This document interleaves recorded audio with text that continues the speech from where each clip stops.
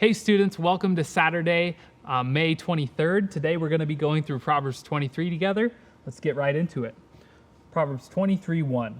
While dining with a ruler, pay attention to what is put before you. If you are a big eater, put a knife to your throat. Don't desire all the delicacies, for he might be trying to trick you. Don't wear yourself out trying to get rich. Be wise enough to know when to quit. In the blink of an eye, wealth disappears, for it will sprout wings and fly away like an eagle. Don't eat with people who are stingy. Don't desire their delicacies. They're always thinking about how much it costs. Eat and drink, they say, but they don't mean it. You will throw up what little you've eaten, and your compliments will be wasted. Don't waste your breath on fools, for they will despise the wisest advice. Don't cheat your neighbor by moving the ancient boundary markers. Don't take the land of defenseless orphans, for their Redeemer is strong. He himself will bring their charges against you. Commit yourself to instruction. Listen carefully to words of knowledge. Don't fail to discipline your children. The rod of punishment won't kill them. Physical discipline may well save them from death. My child, if your heart is wise, my own heart will rejoice. Everything in me will celebrate when you speak what is right. Don't envy sinners, but always continue to fear the Lord. You will be rewarded for this. Your hope will not be disappointed. My child, listen and be wise. Keep your heart on the right course. Do not carouse with drunkards or feast with gluttons, for they are on their way to poverty, and too much sleep clothes them in rags. Listen to your father who gave you life, and don't despise your mother when she is old. Get the truth and never sell it. Also get wisdom, discipline, and good judgment. The father of godly children has cause for joy. What a pleasure to have children who are wise. So give your father and mother joy. May she who gave you birth be happy. O my son, give me your heart. May your eyes take delight in following my ways. A prostitute is a dangerous trap. A promiscuous woman is as dangerous as falling into a narrow well. She hides and waits like a robber, eager to make more men unfaithful. Who has anguish? Who has sorrow? Who is always fighting? Who is always complaining? Who has unnecessary bruises? Who has bloodshot eyes? It is the one who spends long hours in the taverns trying out new drinks. Don't gaze at the wine, seeing how red it is, how it sparkles in the cup, how smoothly it goes down. For in the end it bites like a poisonous snake. It stings like a viper. You will see hallucinations and you will say crazy things. You will stagger like a sailor tossed at sea, clinging to a swaying mast. And you will say, they hit me, but I didn't feel it. I didn't even know when they beat me up. When will I wake up so I can look for another drink? All right, so going back to the first verse in Proverbs 23:1, says, pay attention to what is put before you. And I was reading through a commentary on that, and it was interesting because it compared that proverb, the Proverbs 23:1, to Daniel, actually. Now, when you see that, it might be a little bit hard to understand. Why would you pay attention to what's put in front of you, if you're at a house of a rich person? Why would you have to pay attention to that? But comparing it to Daniel, it showed the wisdom that he had when he went to a far-off land, and he didn't just eat everything that was put in front of him. He avoided the meat because it was sacrificed to idols. So in the same way, it's talking about being careful in those situations and thinking about what you're actually putting into your body.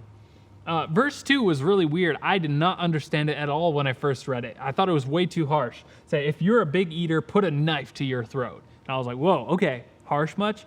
But what's interesting about that is that it's actually talking about having self-control in those times. So when I hear put a knife to your throat, I think, okay, what's going on? But really what it's talking about is having self-control in those instances when you're having a food or something that you really love and you might be susceptible to in a different way. If you're prone to something, have self-control about it. Verse 3 talks about, not desiring all the delicacies, and you might be getting tricked. One thing that is interesting in life is that we all know the saying, if it's too good to be true, it probably is. Now, my sister-in-law, just a couple days ago, like a week ago, she was looking for a different kind of job, putting out her application. She got a call back because she went in for this interview, and they said things like, oh, this is a great opportunity to advance your career. We have amazing hours. Everybody loves working for us. The pay is amazing and all these things. And she started to get a little bit suspicious. And turns out things were a little bit too good to be true. And this company was doing some really shady things. So she turned the offer down and was like, no, I'm not doing it. But if she didn't have the discernment to be like, maybe this seems a little bit too good to be true, she might have got trapped in that. So that's a good rule of thumb for us as well. Skipping down to verse 9, we've gone through this before in the Proverbs. Don't waste your breath on fools, for they will despise the wise advice. Some people cannot be convinced, no matter how convincing you are. That's something good to remember, that sometimes you might just have to leave something as it is, even if you know you're right, even if you're incredibly convincing, even if all the facts are on your side. That's not enough to convince some people, so it's better to save your breath at some times. The key verse, I think, in this chapter is verse 12. It says, commit yourself to instruction, listen carefully to words of knowledge. Again, that's what we have been doing this whole time throughout the Proverbs Project. It's reading wise words and good instruction and taking them to heart. So I commend you. If you're watching, on day 23, you're doing an awesome job. So thank you for continuing on with us. And the key verse is just reinforcing that a little bit more. Verses 15 and 16 talk about the relationship between a child and their parent and the pride that a parent has when a child does the right thing and says the right thing and is growing up in the right way. Let me tell you, students, you have a crazy way and a crazy ability to encourage your parents, but also to bring them down.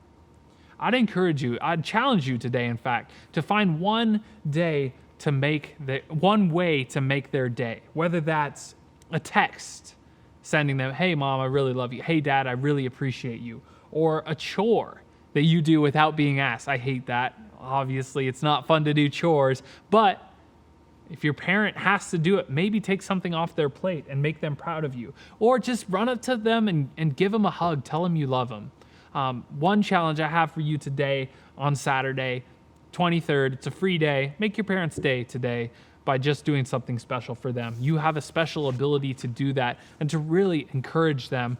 Whether they're doing well right now or they're really stressed out, you can encourage them. So that's my challenge for you today.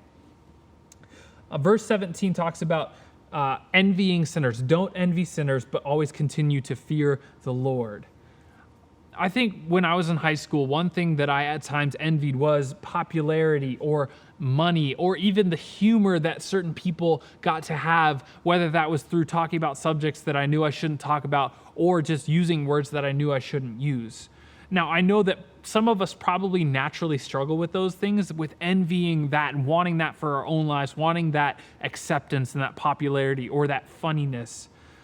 But we need to remember not to envy that thing. In fact, to fear the Lord and remember what's really important. So not to be like, oh man, I wish I could do this thing that I'm not supposed to do, or that thing, or say this thing, or watch this movie, but to instead fear the Lord. And that gives much better returns. It says you will be rewarded for this. Your hope will not be disappointed.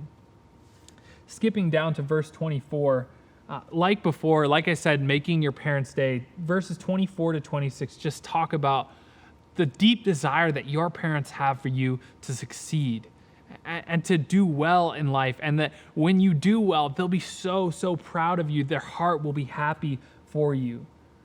Believe it or not, they love you and they are proud of you, even though I know throughout the tween years and then the teenage years, that relationship can be tense at times. Your parents do love you and they're proud of you and they want the best for you.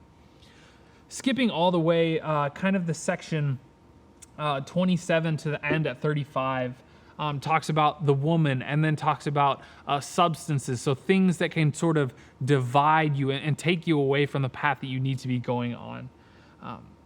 That can be drugs, that can be alcohol, but frankly, that can be any substance or tobacco or even vaping. What experience